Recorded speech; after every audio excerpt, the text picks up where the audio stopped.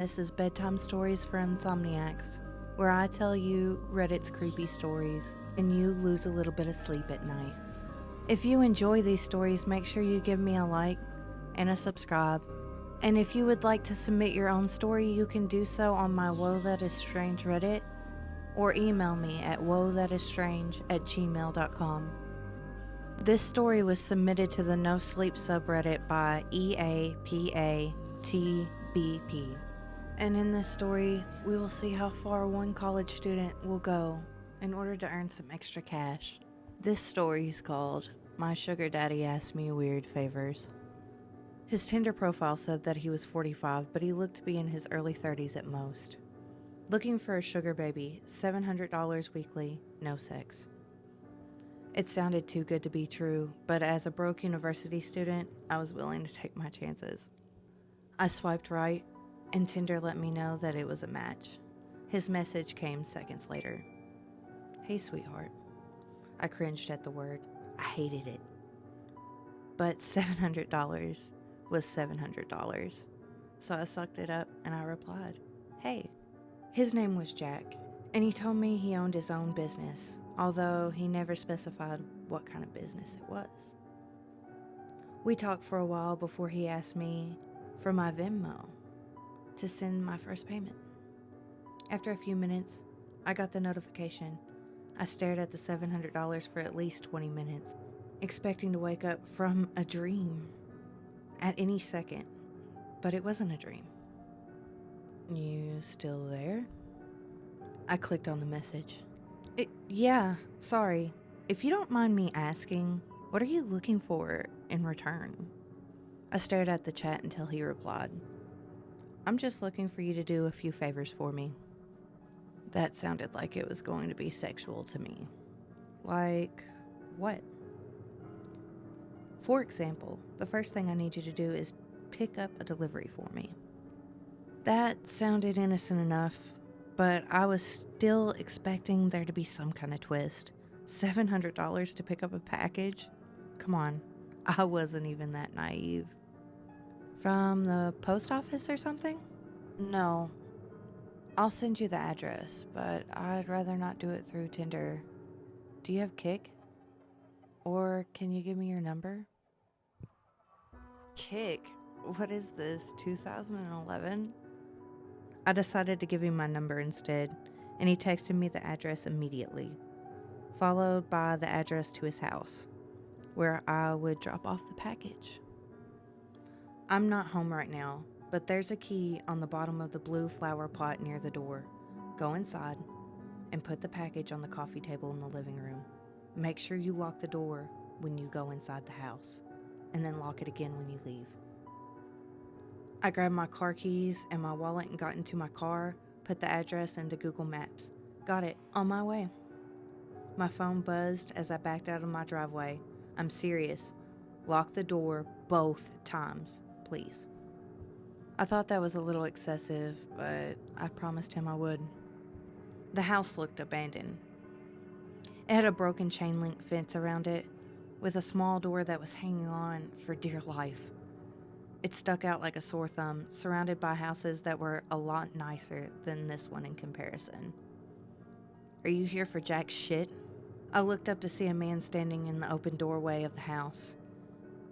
He took up almost the entire space, his head skimming the top of the door frame. He was huge, in height and muscles, and his entire torso was covered in tattoos. Yeah, I guess, I replied, not moving from the spot on the sidewalk. Stay right there, he said. I did. I actually don't think I would have moved if he asked me to. I looked around and realized there was no one else on the street. I was a 21-year-old woman alone in the street. I grabbed my car keys. A few minutes later, the man came back out carrying a cardboard box. It was about the size of a shoebox, but stained and damp on some of the corners. Can you open the door? He asked. I opened the trunk, not wanting that in my car seats, and he sat it in. All right, there you go, he said. Thanks, I replied. I walked around to the driver's side of the car and opened the door. "Oh, and one more thing," he said. I looked at him. "Watch out," he said. I didn't reply. I blasted music as I drove to Jack's house, hoping it would drown out my anxiety. It didn't.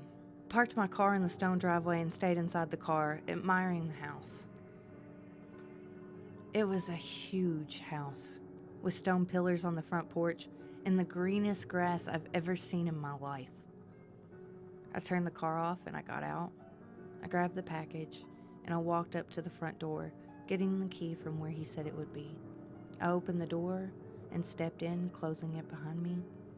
I thought about what he said about locking the door when I got inside. I thought that was a little overboard, but as I stared at the closed door, something made me reach out and lock it. I walked inside, my feet cushioned by the thick maroon carpet, and I admired the inside of the house. All the furniture was wooden and looked incredibly expensive. I would probably finish school a dozen times with the money that it took to furnish this place. I set the package down on the coffee table, and as I walked back to the door, I heard a phone ring from somewhere inside the house. I froze. In my pocket, my phone buzzed. I took it out to look. Don't answer any calls that aren't from Marvin. I put my phone back and followed the sound of the phone, poking my head into a few different rooms before I found the office. I walked over to the desk and looked at the caller ID. Incoming call from Jack. That was odd. I grabbed my phone and took a look at the message again. I was starting to get a little bit creeped out and decided I wouldn't answer, just to be safe. And I left the house, remembering to lock the door as I left. I've done a few favors for Jack since then. I drove a BMW to a random park in another city, only to get out and drive a different car back to Jack's house. He had me meet one of his employees at lunch, who then gave me a briefcase to deliver to the first house I had gone to and told me he would know if I looked inside.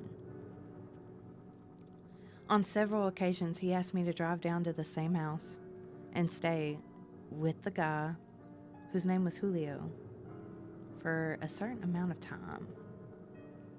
In total, I've made around $3,500. Most recently, Jack asked me to stay in the house overnight. I woke up to a text message from him. "I need you to spend the night at my house." I had never seen him in person, but I had to talk to him on the phone a few times.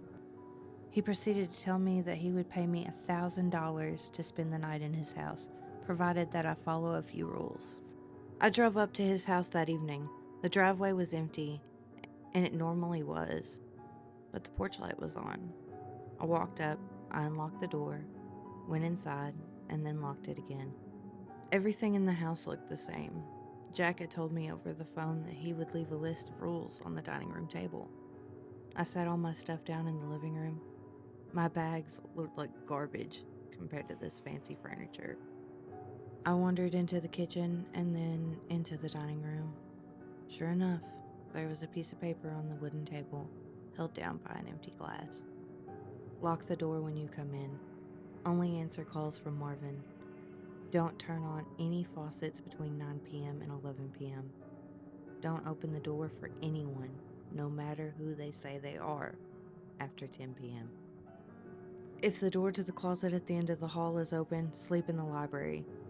If closed, sleep in any of the bedrooms. The gardener comes at midnight. If he starts knocking on the windows, hide. Turn the TV on and let it play static through the night. Do not forget to do this. Help yourself to anything in the fridge. I'll pay you in the morning. Good night. I made sure to follow all the rules. To be honest, I was regretting my decision, but seeing that I was already here and I was getting paid, I decided to stay anyway. I figured as long as I followed all the rules, I'd be perfectly fine. Still, it felt a little odd. What was this? A haunted house? Nevertheless, I lounged around the house for a few hours, as I was planning to go to sleep around 9 since that's the time when all the weird shit starts to happen. At 8:50, I brushed my teeth using the faucet for the last time before 9. I checked the closet in the hallway, and upon seeing that it was open, I moved my stuff to the library and got ready to go to sleep on the couch. I locked the doors just in case, and I laid on the couch, scrolling through my phone. I hadn't gotten any more messages from Jack, and I started to think up scenarios and reasons as to why he had such strict and particular sets of rules for his house. I had dozed off at some point because at exactly 10:16 p.m., I was woken up by the doorbell ringing. I was about to get up to check, but then I remembered the rule. Don't open the door for anyone, no matter who they say they are, after 10 p.m. I stayed on the couch trying not to move, paranoid that they would hear even the slightest sound. "It's the police! Open up!" I didn't move. "Hello? It's the police! Open up or we're coming in!" I still didn't move, but I could hear my heartbeat in my ears. There was silence for a while after that. Then the doorbell rang again. "Hey, it's Jack. Let me in." It sounded like Jack, but still, I didn't get up. He would have a key, wouldn't he? Why would he need me to let him in? This continued for almost a full hour. Different people would ring the doorbell, announce themselves, and then disappear when I didn't respond. I was finally able to fall asleep, and the gardener never came. When I woke up the next morning, I heard someone in the kitchen. I got up slowly and unlocked the door as quietly as possible, taking my phone with me and walking across the living room into the kitchen. Stopped at the entrance and peered in. It was Jack, standing in front of the stove, stirring something as the coffee machine brewed coffee on the counter behind him. "Hey, good morning," he said when he saw me. "Hi," I replied nervously. I hadn't seen him in person before, but he looked exactly like his pictures online. "Scrambled eggs?" he asked me, motioning to the pan with the wooden spoon. "Yeah, thanks," I replied, walking over to take a plate from him. I ate my breakfast and drank some coffee in silence. "So how was it?" he asked. "It was okay. Nothing super freaky happened," I replied. "Cool," he replied. There was an awkwardness in the room. "I think I'm gonna go now. I have class," I trailed off. I didn't, but I really wanted to get out of there. "Oh, no. Yeah, sure. I'll talk to you some other time," he replied. I grabbed my stuff and he walked me to my car. I could see him standing at the driveway, staring at me as I left. When I got home, I unpacked all my stuff and I noticed that I still had the list with me. I sat on my bed and I read it again. I felt my body tense up as I realized that I had forgotten something. "Turn the TV on and let it play static throughout the night. Do not forget to do this. Turn the TV on and let it play static through the night. Do not forget to do this. Do not forget to do this." I stared at the words on the page until they lost meaning. Beside me, my phone buzzed, snapping me back to reality. It was the $1,000 payment. I looked at my phone and then back at the list. Maybe it wasn't an important step. As I was thinking it over, a text from Jack came in. "I'm not in town right now. I should be back next week, so you're free from running any more errands until then. Just sent the payment. Go and do something fun." I stared at the message and I read it again and again. And once more for good measure, "I'm not in town right now." I thought back to this morning and how Jack was at his house, how he gave me breakfast. "I'm not in town right now." Within minutes, a new text message came in, this time from a number that I didn't recognize. "Did you forget something?" The text was followed by a picture of Jack, or whoever this version of Jack was, standing in front of the TV. I didn't respond. Next came another picture. This one was from outside of my house. It was followed with another text. Watch out.